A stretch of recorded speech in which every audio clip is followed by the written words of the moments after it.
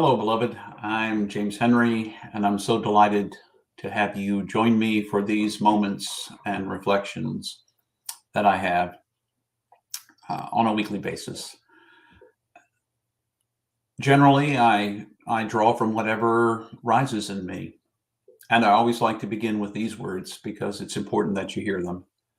You are infinitely precious and unconditionally loved for the gift you already are. Sometimes it's just way too easy to forget that we are precious, loved, and gifts.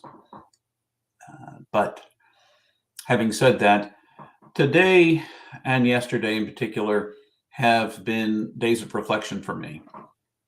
I've been looking back on my years in ministry in the local church, in a particular local church, but over time, roughly 38 years in various local churches, 32 at this church, and I'm starting my 33rd year. And as I look back, I sometimes am daunted by some of the things that actually happened that were complete surprises to me. Maybe amazed or surprised would be a word. And at other times was also surprised that things didn't work, that I was almost certain they would. I was recalling a phrase that I heard growing up in a variety of places, still hear it from now and again. If at first you don't succeed, try again. And as I was thinking about that, I was trying to think about what does success mean? And if you don't succeed, do you try again? If it's clear that maybe that the lack of success means that this was not the thing you needed to do or the way you needed to do it. I know it's already sounding complex. So I began to think about the things in my life at which I have imagined I was successful and some things that I was unsuccessful at. An easy, low-hanging fruit for me. I have never been particularly athletic. I walk and try to take good care of myself, but when it comes to playing sports, since I was in the first grade, have generally been picked near the end, maybe the end of all sports teams when they're being picked. When I still remember in first grade playing kickball at my elementary school. And the first couple of times, I mean, you have to run out and a ball's rolling towards you and you're supposed to kick the ball. It's not sitting there. You have to run out and kick it. And I was never particularly good at it. And it wasn't very long before people knew I wasn't very good at it. And so when we played kickball, it wasn't something I was at the top of the list to pick for. I could have spent the rest of my life, probably not, but I could have spent a long time practicing at home to learn to play kickball. But it became fairly clear to me at that time that kickball and sports were really not going to be my forte. 6-year-old boys are not normally all that coordinated anyway, but that's a side issue. So instead, I tried to choose the things that were also acceptable in our society to be successful at. I did pretty well in school and got pretty good grades. I did extracurriculars and did my best and was succeeded in those. And I chose the ones that really mattered to me so I could engage them in ways that were, to me, successful. But the truth is, as I reflect back on my life, but particularly my work here, I have over and over again looked at success, oftentimes through other people's eyes. Most of us would like to be thought of in a positive way, liked, if you will. And so sometimes we make decisions and consider ourselves successful if everyone likes what we did. One of the things I've discovered in ministry and the work that I do is that no matter what I do, someone doesn't like it. It's an important adult lesson to learn that there's always going to be someone that doesn't like it. And no matter how hard I twist and contort, I will never succeed for those people if my purpose is to have them like me. It doesn't mean I don't take them into consideration. It means that I have to do my best based on my own understanding of what it is to be successful. And some of those same people might like what I did one day and not like what I did the next day. So I can never quite reach that pleasing, if that is a measure of success, to be liked. I will never be the CEO of a corporation. If I was measuring my success by that, I would be not successful. Not successful.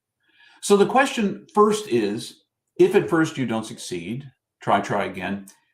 What is it that for you would be success? What do you feel like you're called to? What is it that you are passionate about? And what are the things that you can do in a world that needs that kind of passion to make this world a better place? And try that. Try that. For me, what I have come to realize, and it took a long time, that what for me is most important is that everyone I engage with, everyone I talk to, and quite frankly, the folks that hear me online know that at the very least, they are precious and loved and a gift, that they are accepted for the person that they are, just where they are right then. That's the most important. That's how I see myself as being called in this universe, is to help people feel that way, accepted and loved, because there are just way too many people who aren't, and they channel their lack of feeling accepted onto other people by not accepting them either. That's perhaps for another conversation. So if my success is predicated on my being fully present with people and being authentic and real and listening and present, so that the person knows that they are seen and heard and loved and a gift, then if that is my success, then I need to, first of all, find the right practices that help me be present with those folks. For me, it's meditation, it's contemplative prayer, it is Lectio Divina, some of those kinds of things. That is how I ground myself, always coming back to myself, journaling. Those are the practices that help me live into what is successful for me. Now, the rest of the world may want a different kind of success. When I first went into ministry, I imagined success looked like becoming the pastor of a very large church, or becoming someone important and well known in the church. And I'm certainly known where I need to be known, and not known in other places. So if those were the measures of my success, and for a while they might have been, maybe more than might have, then I would be very concerned if things didn't turn out that particular way. And I would try to do everything in my power, sometimes even if it was shallow and empty for me, to reach those goals. So I began to try to figure out what success really looks like for me. And it's only been in the last 10 years that it's become clearer and clearer to me, as I get the reports back that what I bring into a person's life matters that way. So what matters that you bring into this world? And it is something, because you are precious and a gift and loved. What do you bring? What passion do you bring? And how can you engage it? And can you measure your life, if you need to use the word success? Can you measure your success by the way you make other people feel? Can you measure accepted, loved? Can you measure your success by how you feel about yourself. And hopefully that is a positive, that you are overcoming the things you perceive as your own demons. Can you imagine success in a different way? And then can you try again to find the ways to best express that passion? For me, it's these videos that reach however many people they reach. If they reach even one, if they touch even one, that's enough. For me, that's a success. How will you see yourself and see your success? How will you engage this world in ways that satisfy you, satisfy your deepest desire to make a difference and make the world better? How will you do that? That's the question I think that really matters the most.